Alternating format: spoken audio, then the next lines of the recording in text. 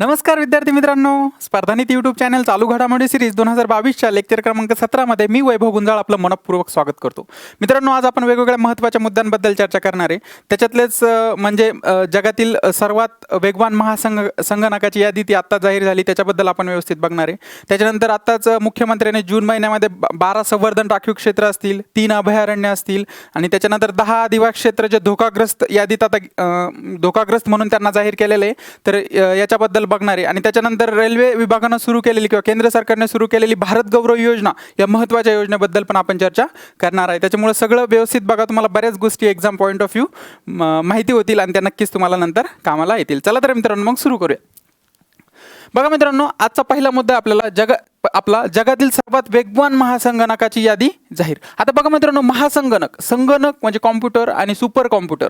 Computer म्हणजे आपला साधा महासंगणक आणि महासंगणक म्हणजे सुपर कॉम्प्युटर.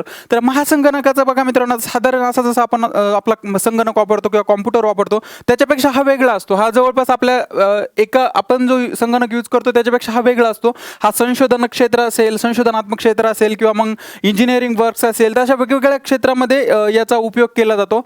आणि हे महत्त्वाचं म्हणजे याची यादी तरी कशा प्रकारे जाहीर केली जाते, तर कोणता संगणक किंवा कोणता महासंगणक जास्तीत जास्त मोठे कॅल्क्युलेशन अत्यंत कमी वेळात करू शकतो, तो जो महासंगणक येतो तो सगळ्यात वेगवान असा ठरवला जातो. म्हणजे कसं, एखादा महासंगणक येतो जास्तीत जास्त वर्क ॲट अ टाइम करू शकतो. म्हणजे आपण जो संगणक वापरतो तर तो संगणक एका वेळी एकच काम सहजासहजी करू शकतो. पण हा संगणक असतो हजारो कामं एकाच वेळी करू शकतो, लाखो कामं एकाच वेळी करू शकतो.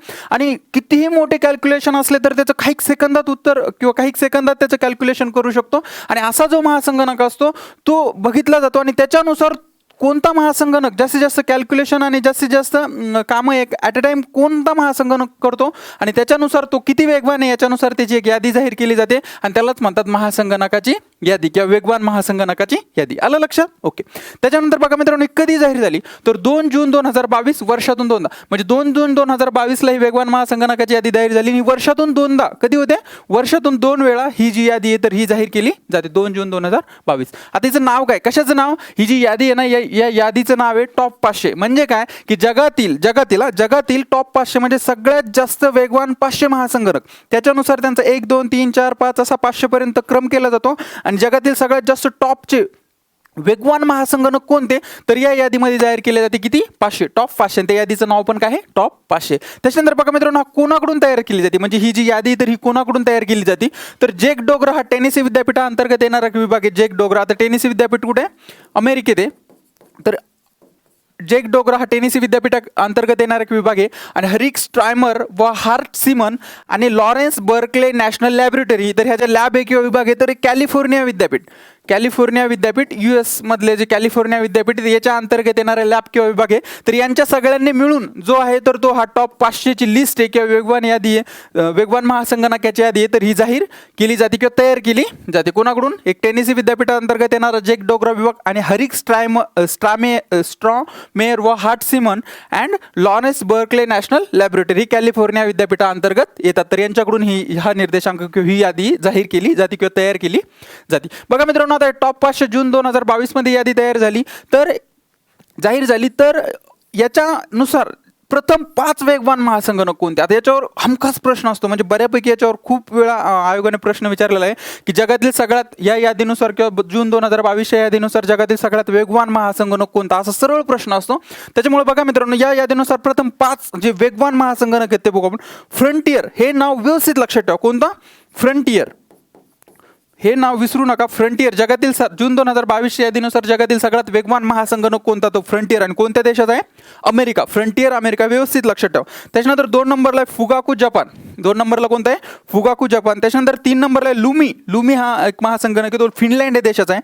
त्याच्यानंतर समिट हा अमेरिका देशाचा आहे आणि सिएरा हा पण अमेरिका देशाचा आहे. म्हणजे टॉप 5 मध्ये ज्यातले 3 अमेरिका देशाचे, फ्रंटियर 1 नंबरला, त्याच्यानंतर समिट 3 नंबरला आणि सिएरा 5 नंबरला. 2 नंबरला कोणाचा आहे? फुगाकू जपान आणि 3 नंबरला लुमी फिनलँड. एकदम फास्टमध्ये सांगतो बघा मित्रांनो, ह्या टॉप 500 टॉप 500 जी यादी आहे ती वेगवान महासंगणकाची यादी. यामधील टॉप 5 चे जे महासंगणक आहे ते 1 नंबर कोण आहे? 1 नंबर फ्रंटियर अमेरिका. त्याच्यानंतर 2 नंबरला फुगाकू जपान, 3 नंबरला लुमी फिनलँड, त्याच्यानंतर समिट अमेरिका आणि सिएरा अमेरिका, हे 5 व्यवस्थित लक्षात ठेवा. त्याच्यानंतर बघा मित्रांनो, भारतातील 3 महासंघांचा समावेश. आता 3 महासंगणकाचा समावेश म्हणजे कुठे असेल? ह्या टॉप 500 मध्ये भारतातले 3 महासंगणक आहे. किती? 3 महासंगणक. टॉप 500 किंवा 500 महासंगणक, वेगवान महासंगणक याच्यात भारतातला कितीचा समावेश आहे? 3 महासंगणकाचा समावेश आहे. तर त्याच्यामध्ये बघा मित्रांनो, पहिला आहे परमसिद्धी. हा टॉप 500 मध्ये 500 पैकी 111व्या नंबरला. किती? 111व्या नंबरला आहे परमसिद्धी. हा व्यवस्थित लक्षात ठेवा. भारतातला सगळ्यात वेगवान कोणता? तर परमसिद्धी. आणि किती मध्ये? एकूणातला किती नंबरला? 111. आणि टोटल किती? 500. 500 मधून 111. त्याच्यानंतर प्रत्युष हा 132 नंबरला आहे. 500 पैकी किती? 132 नंबरला आहे. आणि त्याच्यानंतर मिहीर हा 249 पैकी किती नंबर? 249 नंबरला. किती पैकी? 500 पैकी. परमसिद्धी, प्रत्युष आणि मिहीर खालीलपैकी जून 2022 या यादीनुसार खालीलपैकी कोणता महासंगणक हा टॉप भारतातील कोणता महासंगणक हा टॉप 500च्या यादीमध्ये समावेश नाही? असा येईल प्रश्न. तर हे 3 देतील आणि वेगळं एक नाव देतील. तर 3 व्यवस्थित लक्षात ठेवा. आणि फ्रंटियर नाव तर अजिबातच विसरू नका. कोणतं? फ्रंटियर. आलं लक्षात? Yes or no? चालायचं पुढं? ओके. त्याच्यानंतर बघा मित्रांनो, आता एक महत्त्वाचा मुद्दा, मला असं वाटतं तुम्हाला वेगवान महासंगणकाची जी यादी ती जाहीर झाली त्याच्यावर पहिले 5, त्याच्यानंतर भारतातले 3, ह्या गोष्टी व्यवस्थित लक्षात आल्या असतील. आता एक महत्त्वाचा मुद्दा आपण बघणार. बघा मित्रांनो, राज्यात नवीन 12 संवर्धन राखीव क्षेत्र. आता आपण सगळ्या गोष्टी व्यवस्थित बघणार आहे, फक्त लक्ष देऊन बघा. 12 संवर्धन राखीव क्षेत्र, 3 नवीन अभयारण्य आणि 10 धोकाग्रस्त वन्यजीव अधिवास जाहीर केले. कधी? 6 जून 2022 ला मुख्यमंत्र्यांनी जाहीर केलं. उद्धव ठाकरे त्यावेळेस मुख्यमंत्री होते. तर त्यांनी 12 संवर्धन राखीव क्षेत्र, त्याच्यानंतर 3 नवीन अभयारण्य आणि 10 धोकाग्रस्त वन्यजीव अधिवास जाहीर केले. आता बघा मित्रांनो, याच्यातला आपल्याला फरक समजून घ्यायचा आहे. नेमकं संवर्धन राखीव क्षेत्र म्हणजे काय असतं, अभयारण्य म्हणजे काय असतं, आणि वन्यजीव अधिवास किंवा धोकाग्रस्त वन्यजीव अधिवास क्षेत्र म्हणजे काय असतं. तर ह्या गोष्टी आपण इथं व्यवस्थित बघणार आहे. त्याच्यामुळे लक्ष द्या, तुम्हाला बऱ्याच गोष्टी याच्यातून क्लिअर होईल. आणि बाकी पाठांतराचे मुद्दे ते तुम्हाला नंतर पाठच करावे लागतील किंवा ते व्यवस्थित लक्षात घ्यावे लागतील. तसे मी इथं व्यवस्थित सांगतो. अगोदर आपण काय करू, संवर्धन राखीव क्षेत्र आणि अभयारण्य या 2 गोष्टीमधला फरक समजून घेऊ. आता बघा मित्रांनो, सपोज आता बघा इथे एक काहीतरी वन्यजीव प्राण्यांचा अधिवास असणारं क्षेत्र आहे. वन्यजीव प्राण्यांचा अधिवास असणारं क्षेत्र आहे. तर ते काय असू शकतं? एक तर राष्ट्रीय उद्यान असू शकतं, त्याच्यानंतर अभयारण्य असू शकतं, राईट? अभयारण्य असू शकतं, राष्ट्रीय उद्यान असू शकतं, किंवा वन्यजीव प्राणी जे आहेत, वन्यजीव प्राण्यांचं भ्रमण क्षेत्र किंवा अधिवास क्षेत्र, जिथून वन्यजीव प्राणी येतात जातात, तर वन्यजीव प्राण्यांचा सतत वावर असणारं हे क्षेत्र एक असू शकतं किंवा आहे. कोणतं? हे एवढं क्षेत्र. बरोबर. आता संवर्धन राखीव क्षेत्र म्हणजे काय? तर बघा मित्रांनो, 1972 ला वन्यजीव संरक्षण कायदा झाला. कधी? 1972 ला वन्यजीव संरक्षण कायदा. आता या कायद्यानुसार काय झालं, हे जे वन्यजीव आहे किंवा वनातले जे प्राणी आहेत, तर यांचं संरक्षण करण्याची जबाबदारी किंवा तरतूद या कायद्याअंतर्गत करण्यात आली. आणि या कायद्याअंतर्गत करण्यात आली म्हणजे इथले जे प्राणी, राष्ट्रीय उद्यान असेल, अभयारण्य असेल किंवा वन्यजीवाचं भ्रमण असणारं क्षेत्र असेल, यांचं संवर्धन करणं खूप गरजेचं होतं या कायद्यानुसार. कधी? 1972च्या कायद्यानुसार. मग बघा मित्रांनो, हा जो क्षेत्र आहे, तर या क्षेत्राचा हा भाग, ओके, या क्षेत्राचा हा भाग जर सुरक्षित असेल तर ऑब्वियस हे प्राणी इथले वन्यजीव सुरक्षित असतील. Yes or no? हा भाग जर सुरक्षित असेल तर इथला वन्यजीव सुरक्षित असतील, सेफ असतील. तर त्याच्याच अनुषंगानं हा जो भाग आहे, तर हा भागाला संवर्धन राखीव क्षेत्र म्हणून घोषित करण्याची तरतूद करण्यात आली. कधी? 1972च्या वन्यजीव कायद्यानुसार 2000 इथे लिहितो 2002 आणि 3 मध्ये सुधारणा करून, म्हणजे 1972च्या कायद्यामध्ये 2002 आणि 3 मध्ये सुधारणा केली. आणि त्याच्यानुसार हे वन्यजीव अधिवास क्षेत्र आहे, तर या आदिवासी क्षेत्राच्या बाहेरचा विशिष्ट प्रकारचा भाग जो संवर्धित केला जाईल, तर त्याची तरतूद करण्यात आली 1972च्या कायद्यामध्ये सुधारणा करून 2002 आणि 3 मध्ये. म्हणजे हा जो भाग जो असतो, तर हा भाग जास्तीत जास्त सुरक्षित ठेवण्याची जबाबदारी किंवा हा भाग जास्तीत जास्त सुरक्षित ठेवण्याची जबाबदारी या भागावर टाकण्यात आली.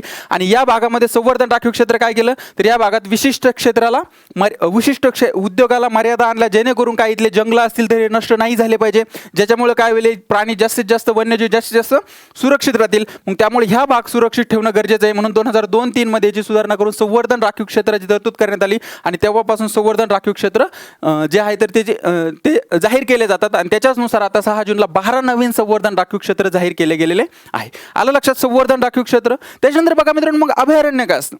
आता अभयारण्य म्हणजे याचाच एक प्रकार आहे. अभयारण्य पण यालाच घोषित करतात. कशाला? संवर्धन राखीव क्षेत्राला. फक्त संवर्धन राखीव क्षेत्र आणि अभयारण्यामध्ये काय फरक आहे, की ज्यावेळेस हे संवर्धन राखीव क्षेत्र असतात त्यावेळेस इथं काही स्थानिक लोक असतात, म्हणजे जसे काही आदिवासी असतील किंवा काही लोक असतील जे इथं उपजीविका करतात किंवा त्यांचं पोट भरतात इथं या क्षेत्रावर. बरोबर. तर मग ज्यावेळेस हे संवर्धन राखीव क्षेत्र म्हणून घोषित केलं जातं, तर त्यावेळेस इथल्या स्थानिक लोकांचे कोणतेच अधिकार हिरावून घेतले जात नाही. म्हणजे जे स्थानिक लोक आहेत तर तिथे राहू शकतात, तिथे त्यांची उपजीविका करू शकतात, केव्हा? ज्यावेळेस ते संवर्धन राखीव क्षेत्र असतं. आणि ज्यावेळेस ज्याचा समावेश ज्यावेळेस आपण अभयारण्य म्हणून घोषित करतो तर त्यावेळेस इथं कुणालाच कधीच एंट्री नसते, म्हणजे टोटली सरकारच्या ताब्यात असतं. इथले जे स्थानिक लोक यांचं स्थलांतर करावं लागतं त्यावेळेस, केव्हा, ज्या वेळेस आपण याला अभयारण्य म्हणून घोषित करतो. आणि संवर्धन राखीव क्षेत्र असतं त्यावेळेस स्थानिक लोक सगळे इथे प्रकारे राहू शकतात. फक्त ज्यावेळेस संवर्धन राखीव क्षेत्र असतं त्यावेळेस इथं काही विशिष्ट प्रकारच्या उद्योगांना मनाई असते, म्हणजे अशा प्रकारचे उद्योग की जे इथले जंगल नष्ट करतील अशा उद्योगांना मनाई असते. म्हणजे जास्तीत जास्त हे वन्यजीव आपल्याला सुरक्षित ठेवायचे आहे म्हणून हे क्षेत्र जाहीर केलं जातं. आणि याचंच पुढं अभयारण्य केव्हा केलं जातं, ज्यावेळेस स्थानिक लोकांना इथून त्याचं स्थलांतर केलं जातं. आणि खूप इम्पॉर्टंट म्हणून जर आपण या क्षेत्राला हे करायचं असेल तर अभयारण्य म्हणून घोषित करतो. आता संवर्धन राखीव क्षेत्र घोषित करणे अभयारण्य घोषित का करत नाही, संवर्धन राखीव क्षेत्रच का घोषित करतो, कारण डायरेक्ट अभयारण्य पण करू शकतो ना आपण. होतं काय बघा मित्रांनो, ज्या वेळेस आपण इथं अभयारण्य म्हणून घोषित करायचं ना तर त्यावेळेस स्थानिक लोकांचा खूप जास्त विरोध असतो. म्हणजे स्थानिक लोक इथून जायला तयार नसतात. ऑब्वियस कोणी जायला लवकर तयार होणार नाही. त्याच्यामुळे फक्त संवर्धन राखीव क्षेत्र घोषित करायचं आणि स्थानिक लोकांचे अधिकार अबाधित ठेवायचे. आणि नंतर खूपच इम्पॉर्टंट काही गोष्टी आल्या तर मग नाविलाजानं आपल्याला अभयारण्य याला घोषित करावं लागतं आणि जे स्थानिक लोक आहेत तर त्यांना दुसरीकडे स्थलांतर करलं. मला असं वाटतं तुम्हाला अभयारण्य आणि संवर्धन राखीव क्षेत्र याच्यामधला फरक कळायला. त्याच्यानंतर 10 धोकाग्रस्त वन्यजीव आदिवास जाहीर, म्हणजे असे काही वन्यजीव आदिवास आहे, राष्ट्रीय उद्यान असतील किंवा अभयारण्य असतील तर हे ऑलरेडी आहे आणि ते धोकाग्रस्त आहेत किंवा त्यांची जास्तीत जास्त आता देखभाल करणं गरजेचं आहे म्हणून हे धोकाग्रस्त वन्यजीव आदिवास जाहीर केलेले आहेत. त्या सगळ्यांचे आता आपण काय बघणार आहे, 12 संवर्धन राखीव क्षेत्र कोणते जाहीर केले, त्याच्यानंतर 3 नवीन अभयारण्य कोणते जाहीर केले आणि 10 वन्यजीव आदिवास आहे तर ते कोणते जाहीर केले तर ते बघणार आहे. मला वाटतं ह्या गोष्टी तुम्हाला व्यवस्थित कळाल्या असतील. बघा मित्रांनो, आता यातला पहिला मुद्दा आहे आपला 12 संवर्धन राखीव क्षेत्र जे कॉन्झर्वेशन रिझर्व्ह असतात तरी कॉन्झर्वेशन रिझर्व्ह आता जाहीर केले 12 संवर्धन राखीव क्षेत्र कॉन्झर्वेशन रिझर्व्ह तर 692.74 चौरस किलोमीटर. आता हे जे क्षेत्रफळ आहे ना तर हे क्षेत्रफळ पूर्णांचं मिळून आहे. आलं लक्षात, मी जो तुम्हाला हा एरिया सांगितला ना तर हा एरियाचं जे सगळ्या जितके संवर्धन राखीव क्षेत्र 12 जाहीर केले तर या 12 संवर्धन राखीव क्षेत्राचं जे तर हे क्षेत्रफळ आहे किती, एकूण क्षेत्र किती 692.74 म्हणजे चौरस किलोमीटर. तर एवढं त्याचं हे जे क्षेत्र आहे सगळ्यांचं मिळून, आलं लक्षात, तर हे सगळ्यांचं मिळून जे क्षेत्र आहे तर तेवढं क्षेत्र आहे. त्याच्यामध्ये बघा मित्रांनो, आता हे तुम्हाला व्यवस्थित लक्षात ठेवणे तर कोणते जाहीर करण्यात आले, तुम्हाला भूगोलमध्ये असेल किंवा चालू घडामोडीमध्ये असेल सरळ जोड्या लावायला प्रश्न विचारतील किंवा कोणते जाहीर करण्यात आले नाही याच्यातला वेगळा एखादा मुद्दा देतील, त्याच्यामुळे व्यवस्थित लक्षात घ्या. बघा मित्रांनो, चिवटीबारी धुळे, ओके, चिवटीबारी कुठे, धुळे. त्याच्यानंतर अलालदरी धुळे, हे दोन जे आहेत धुळे ते कोणते, चिवटीबारी आणि अलालदरी. हे काय बघतोय आपण, संवर्धन राखीव क्षेत्र जे आता जाहीर झालेले, नव्यानं जाहीर झालेले आहे. चिवटीबाबरी धुळे आणि अलालदरी धुळे, धुळ्यामधले 2 व्यवस्थित लक्षात ठेवा. त्याच्यानंतर कळवण, मुरागड, त्र्यंबकेश्वर आणि इगतपुरी हे 4 व्यवस्थित लक्षात ठेवा. कोणते, कळवण, मुरागड, त्र्यंबकेश्वर आणि इगतपुरी हे 4ही पण कुठे, नाशिकमध्ये. कुठे, नाशिक. कोणता, कळवण, मुरागड, इगतपुरी आणि त्र्यंबकेश्वर हे जे 4 आहे ते नाशिक लाईन. धुळ्याचे कोणते, चिवटी बाबरी आणि अलालदरी हे 2 व्यवस्थित लक्षात ठेवा. त्याच्यानंतर बघा मित्रांनो, 7व्या नंबरला रायगडमधलंच रायगड. त्याच्यानंतर रोहा, रायगड आणि रोहा हे 2 कुठे, रायगडमध्ये व्यवस्थित लक्षात ठेवा. त्याच्यानंतर भोर, पुण्यामधलं कोणतं आहे, भोर एकच आहे. कोणतं, भोर. त्याच्यानंतर दरे खुर्द किंवा महादरे हे कुठे, साताऱ्याला. काय बघतो आपण, संवर्धन राखीव क्षेत्र. संवर्धन राखीव क्षेत्र म्हणजे हे मी आता सांगितलं हा जो एरिया आहे ना याला संवर्धन राखीव क्षेत्र म्हणून घोषित केलं जातं. त्याच्यानंतर बघा मित्रांनो, मोगरकसा नागपूर, ओके, मोगरकसा नागपूर आणि मसाई पठार कोल्हापूर असे 12 नवीन संवर्धन राखीव क्षेत्र 6 जून 2022 मध्ये जाहीर करण्यात आले. हे 12चं नाव व्यवस्थित लक्षात ठेवा. फास्टमध्ये सांगतो बघा मित्रांनो, चिवटीबावरी धुळे, अलालदरी धुळे, कळवण नाशिक, मुरागड नाशिक, त्र्यंबकेश्वर नाशिक, इगतपुरी नाशिक, रायगड रोहा, रायगड, भोर पुणे, दरे खुर्द किंवा महादरे सातारा, मोगरकसा नागपूर आणि मसाई पठार कोल्हापूर. मला असं वाटतं हे संवर्धन राखीव क्षेत्र तुमच्या लक्षात आले असतील. आता आपण पुढे जाऊयात. बघा मित्रांनो, आता 3 अभयारण्य आपण बघितलं, 12 संवर्धन राखीव क्षेत्र, 3 अभयारण्य आणि 10 धोकाग्रस्त वन्यजीव आदिवास. त्याच्यातले आता 12 संवर्धन राखीव क्षेत्र आपण बघितले. आता 3 अभयारण्य कोणते जाहीर झाले नव्यानं ते बघा. मुक्ताई भवानी संवर्धन राखीव क्षेत्र जळगाव, मुक्ताई भवानी संवर्धन राखीव क्षेत्र जळगाव. त्याच्यानंतर रान म्हशींसाठी कोलामार्का वनक्षेत्र गडचिरोली. हे नावं व्यवस्थित लक्षात ठेवा. 3 देतील, खालीलपैकी नवीन आता अभयारण्य घोषित करण्यात आले त्याच्यामध्ये खालीलपैकी कोणतं एक नाही असं देतील. हे 3 देतील, मुक्ताई भवानी संवर्धन राखीव क्षेत्र जळगाव, रान म्हशींची कोलामार्का वनक्षेत्रे कुठं, गडचिरोली आणि विस्तारित लोणार वनक्षेत्रे बुलढाणा. तर हे 3 देतील आणि याच्यापैकी एक वेगळं ऑप्शन देतील तर ते चुकीचं ठरेल. जे आता नवीन अभयारण्य जे घोषित करण्यात आलेले आहेत हे 3 व्यवस्थित लक्षात ठेवा. मुक्ताई भवानी संवर्धन राखीव क्षेत्र जळगाव, रान म्हशींची कोलामार्का वनक्षेत्रे गडचिरोली आणि विस्तारित लोणार क्षेत्र कुठं, बुलढाणा. त्याच्यानंतर बघा मित्रांनो, 10 धोकाग्रस्त वन्यजीव अधिवास. आता मी तुम्हाला सांगितलं 12 संवर्धन राखीव क्षेत्र, 3 अभयारण्य आणि 10 धोकाग्रस्त वन्यजीव अधिवास. आता धोकाग्रस्त वन्यजीव अधिवास म्हणजे काय काय असू शकतं? एक तर राष्ट्रीय उद्यान असू शकतं किंवा अभयारण्य असू शकतं, बरोबर. तर त्याच्यामधले धोकाग्रस्त म्हणजे काय, की जास्तीत जास्त आपल्याला देखभाल करणं गरजेचं आहे. इथं या प्राण्यांना धोका पोहोचू शकतो, वेगवेगळ्या उद्योगांना आपल्याला इथं मनाई करावी लागेल.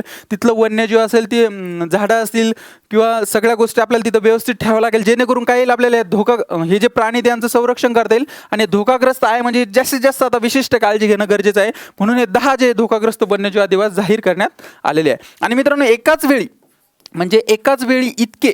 10 जे केले ना आपण महाराष्ट्र सरकारने, तर एकाच वेळी 10 वन्यजीव अधिवास क्षेत्र, जे धोकाग्रस्त वन्यजीव अधिवास क्षेत्र आहे ना, जाहीर करणारं महाराष्ट्र हे पहिलं राज्य आहे. म्हणजे आतापर्यंत कोणत्याच राज्यानं एका वेळी 10 धोकाग्रस्त वन्यजीव अधिवास क्षेत्र जाहीर केलेले नाही, एका वेळी एवढे. आणि आता महाराष्ट्राने केले, म्हणून महाराष्ट्र इतके एकाच वेळी वन्यजीव अधिवास क्षेत्र, धोकाग्रस्त वन्यजीव अधिवास क्षेत्र जाहीर करणारं पहिलं राज्य ठरले. आलं लक्षात? ओके. त्यामध्ये बघा मित्रांनो, 10 कोणते? मयुरेश्वर सुपे पुणे अभयारण्य, तर हे इथं केलं. त्याच्यानंतर बघा मित्रांनो, देऊळगाव रेहकुरी काळवीट अभयारण्य अहमदनगर. त्याच्यानंतर बोर, आता हे व्याघ्र प्रकल्प पण आहे आणि अभयारण्य पण आहे. बोर वर्धा, नवीन बोर वर्धा आणि विस्तारित बोर वर्धा, हे तिन्ही पण व्यवस्थित लक्षात ठेवा. बोर, नवीन बोर आणि वर्धा, हे तिन्ही पण आता कशा धोकाग्रस्त वन्यजीव अधिवास. त्याच्यानंतर बघा मित्रांनो, गुगामल राष्ट्रीय उद्यान अमरावती. त्याच्यानंतर लोणार अभयारण्य बुलढाणा, एडशी रामलिंग घाट अभयारण्य उस्मानाबाद, नायगाव मयूर अभयारण्य बीड आणि नरनाळा अभयारण्य कुठं? अकोला. तर हे 10 जे अभयारण्य, तर 10 जे वन्यजीव अधिवास क्षेत्र आहे, तर धोकाग्रस्त वन्यजीव अधिवास क्षेत्र म्हणून आत्ता अधिवास क्षेत्र म्हणून जाहीर करण्यात आलेले. एकदा फास्टमध्ये सांगतो: मयुरेश्वर सुपे पुणे, देऊळगाव रेहकुरी काळवीट अभयारण्य नगर, बोर, नवीन बोर आणि विस्तारित बोर, हे तिन्ही कुठे? वर्धाला. गुगामल राष्ट्रीय उद्यान अमरावती. त्याच्यानंतर लोणार अभयारण्य बुलढाणा, एडशी रामलिंग घाट अभयारण्य उस्मानाबाद, नायगाव मयूर अभयारण्य बीड आणि नरनाळा अभयारण्य अकोला. आता बघा मित्रांनो, राष्ट्रीय उद्यान येतंय, कुठं अभयारण्य येते आणि वन्यजीव अधिवास क्षेत्र आहे, ते हे तर दोन्ही पण आहे. तर नेमकं राष्ट्रीय उद्यान आणि अभयारण्यामध्ये काय फरक असतो ते सांगतो मी तुम्हाला. मी मागच्या लेक्चरमध्ये पण तुम्हाला सांगितलं होतं, मला असं वाटतं तुम्ही बघितलं असेल तर तुम्हाला लक्षात असेल, तरी पण एकदा सांगतो. जे राष्ट्रीय उद्यान असतं मित्रांनो, नॅशनल पार्क म्हणजे अभयारण्य जे असतं, तर या राष्ट्रीय उद्यानामध्ये अनेक प्रकारच्या प्राण्यांचा समावेश असतो. म्हणजे जे राष्ट्रीय उद्यान, आता गुगामल राष्ट्रीय उद्यान आहे, तर वेगवेगळ्या प्राण्यांचा समावेश असेल. पण जे अभयारण्य असतं ना, ते असं विशिष्ट प्राण्यांसाठी राखीव असतं. म्हणजे काळवीट अभयारण्य असेल, असे जे अभयारण्य असतं ना, ते विशिष्ट असं प्राणी या अभयारण्यामध्ये असतात. आणि जे राष्ट्रीय उद्यान असतात ना, त्यात वेगवेगळ्या प्रकारचे प्राणी असतात. ह्यात छोटा जे आहे फरक इथे व्यवस्थित लक्षात, की मला असं वाटतं तुम्हाला ह्या गोष्टी कळाल्या असतील. चालायचं पुढं? ओके.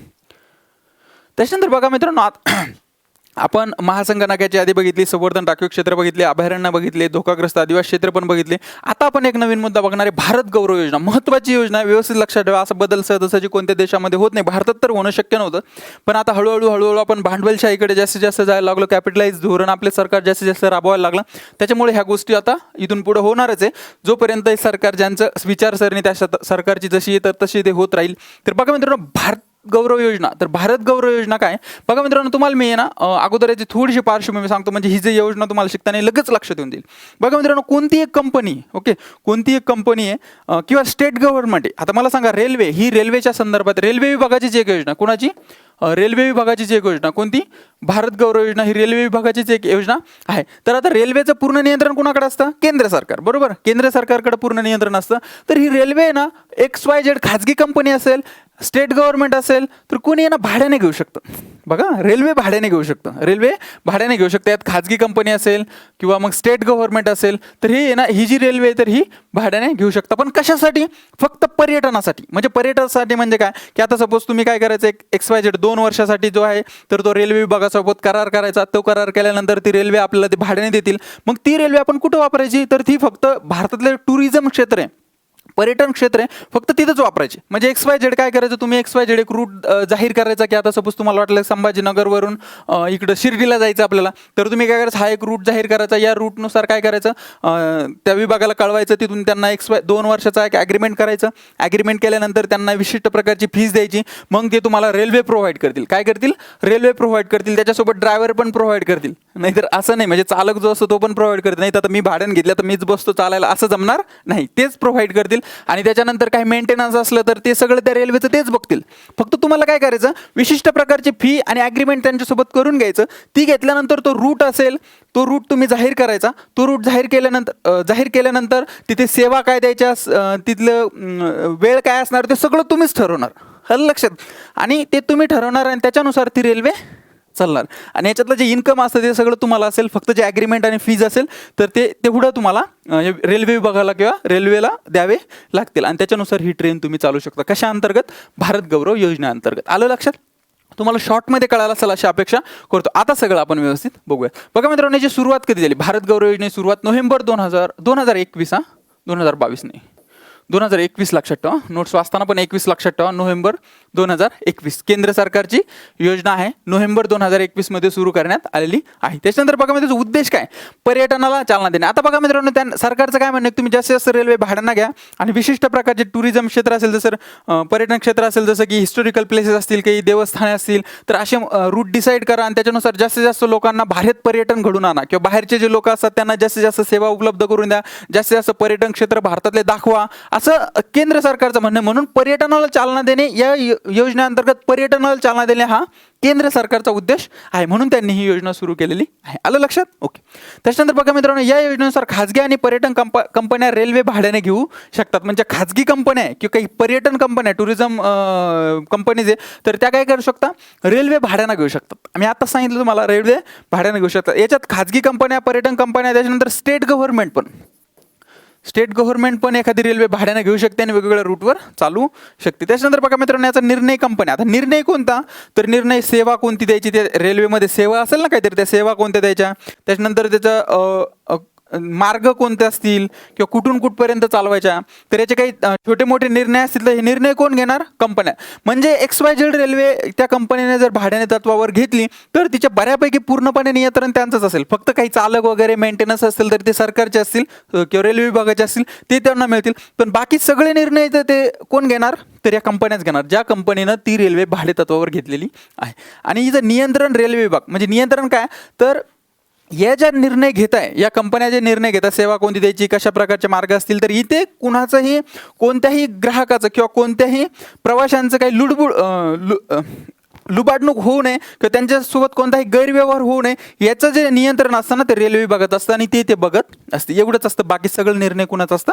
कंपन्यांचा. आलं लक्षात. ओके. त्याच्यानंतर बघा मित्रांनो, योजनेसाठी पर्यटन हा तिसरा विभाग सुरू करण्यात आला. आतापर्यंत दोनच प्रकारच्या रेल्वे गाड्या होत्या. कोणत्या? एक तर मालगाडी किंवा माल वाहतूक करणारी रेल्वे आणि दुसरी प्रवासी वाहतूक करणारी रेल्वे. याच्या व्यतिरिक्त काय ऐकलं होतं तुम्ही? नाही, दोनच असतात, एक माल वाहतूक आणि प्रवासी वाहतूक. पण आता या योजनेनुसार पर्यटन हा तिसरा विभाग सुरू करण्यात आलेला आहे. खालीलपैकी रेल्वेचे किती विभाग आहेत? म्हणजे याचे किती, हे मालवाहतूक, प्रवासी वाहतूक आणि पर्यटन वाहतूक किंवा पर्यटन, असे 3 प्रकारचे विभाग आता झालेले आहेत. अगोदर 2च होते. कोणते? मालवाहतूक आणि प्रवासी वाहतूक. आलं लक्षात. ओके. अशा प्रकारे तुम्ही एखादी रेल्वे भाड्याने घेऊ शकता आणि ती चालू शकता अशी. आणि याचा उद्देश काय?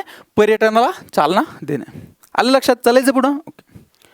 त्याच्यानंतर बघा मित्रांनो, आता भारत गौरव योजना, या योजनेअंतर्गत, आता हे व्यवस्थित लक्षात ठेवा, या योजनेअंतर्गत कोइंबतूर, म्हणजे तामिळनाडूतलं कोइंबतूर हे ठिकाणी, आणि शिर्डी हे कुठे? महाराष्ट्रामध्ये, दरम्यान पहिली ट्रेन धावलेली आहे. आता लक्षात. आत्ताच मी सांगितलं तुम्हाला, कोणतरी कंपनी भाडेतत्वावर घेईल आणि ती त्या प्रकारे पर्यटनाला चालना देण्यासाठी त्या रूटवरती धावेल. तर त्याच्यातलीच पहिली जी ट्रेन आहे ना, कोइंबतूर जे तामिळनाडूत आहे आणि शिर्डी जे महाराष्ट्रात आहे, तर या दरम्यान ती पहिली ट्रेन धावलेली.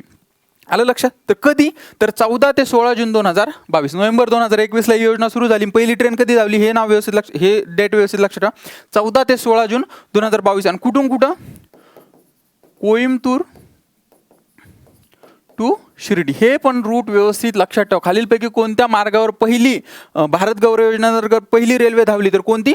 कोइंबतूर टू शिर्डी. कोइंबतूर कुठे? तामिळनाडू. आणि शिर्डी कुठे? महाराष्ट्र. कधी धावली? 14 ते 16 जून 2022. त्याच्यानंतर बघा, याच्यात प्रवासी होते मित्रांनो 810. किती? 810 प्रवासी होते. आणि कंपनी कोणती? आता कोणती जर भारत गौरव योजनेअंतर्गत ट्रेन जर पळवायची असेल तर कोणती तरी कंपनीनं ती रेल्वे अगोदर भाड्यानं घेणं गरजेचं आहे, बरोबर? तर साऊथ स्टार रेल्वे हिचं मुख्यालय आहे ना कोइंबतूर. तर या कंपनीनं ही रेल्वे भाडेतत्वावर घेतली आणि कोइंबतूर ते शिर्डी या मार्गावर पहिल्यांदा चालवली. आलं लक्षात. कोणती कंपनी? साऊथ स्टार रेल नावाची कंपनी. तिचं मुख्यालय कुठे? कोइंबतूर. ओके. त्याच्यानंतर बघा मित्रांनो, याद्वारे भारत गौरव योजनेअंतर्गत, म्हणजे भारत गौरव योजनेअंतर्गत नोंदणीकृत सेवा प्रदान करणारा म्हणजे भारत गौरव योजनेअंतर्गत पूर्ण लिगली त्याने पूर्ण प्रोसेस केली. तर दक्षिण रेल्वे विभाग म्हणजे हा जो कोइंबतूर जो विभाग हे जे आहे ना, तर हे दक्षिण रेल्वे विभागाअंतर्गत येतं. आणि याने सगळं आता जो याचं मॅनेजमेंट कोण बघणार, रेल्वे विभाग म्हणजे दक्षिण रेल्वे विभाग.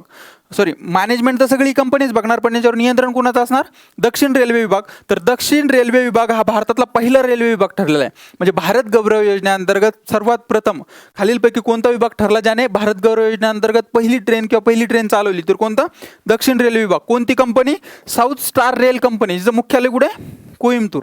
आलं लक्षात. ओके. कधी, 14 ते 16 जून. प्रवासी 810. आणि हे मार्ग व्यवस्थित लक्षात, कोइंबतूर ते शिर्डी. आलं लक्षात. चालायचं पुढं. ओके. त्याच्यानंतर बघा मित्रांनो, मला असं वाटतं तुम्हाला मी सांगितलेले सगळे मुद्दे व्यवस्थित कळले असतील. आता संभाव्य प्रश्न आपण बघू. जून 2022 मधील अहवालानुसार कोणता महासंगणक सर्वात वेगवान महासंगणक ठरलेला, तुम्ही सांगा कोणता. कोणता, फुगाकू आहे का, नाही. हे किती नंबरला आहे, किती नंबरला आहे, 2. ओके. समिट, सिएरा आणि फ्रंटियर हा 1 नंबरला. कोण, फ्रंटियर हा किती नंबरला आहे, 1 नंबरला. 2 नंबरला कोणता आहे, फुगाकू. 3 नंबरला कोणता आहे, समिट का सिएरा, नाही. 3 नंबरला दुसराचे कोणता, लुमी फिनलँडचा, मी सांगितलं ना तुम्हाला, लुमी फिनलँड हा 3 नंबरला आहे. 4 नंबरला समिट आणि 5 नंबरला सिएरा. हा पण अमेरिकेचा, हा पण अमेरिकेचा, हा पण अमेरिकेचा. पण 2 नंबरचा कोणता आहे, जपान. आणि 3 नंबरला लुमी फिनलँड. आलं लक्षात. हे अशा प्रकारचे 5 सर्वात वेगवान महासंगणक आहे. त्याच्यानंतर संभाव्य प्रश्न क्रमांक 2, भारत गौरव योजनेअंतर्गत पहिली ट्रेन कोणत्या 2 ठिकाणादरम्यान धावली, कोणत्या, शिर्डी ते मुंबई का, नाही. शिर्डी ते चेन्नई का, नाही. शिर्डी ते कोलकाता का, नाही. शिर्डी ते कोइंबतूर. कोइंबतूर कुठे, तामिळनाडू. या दरम्यान ही पहिली ट्रेन धावली. आलं लक्षात. चालायचं पुढं.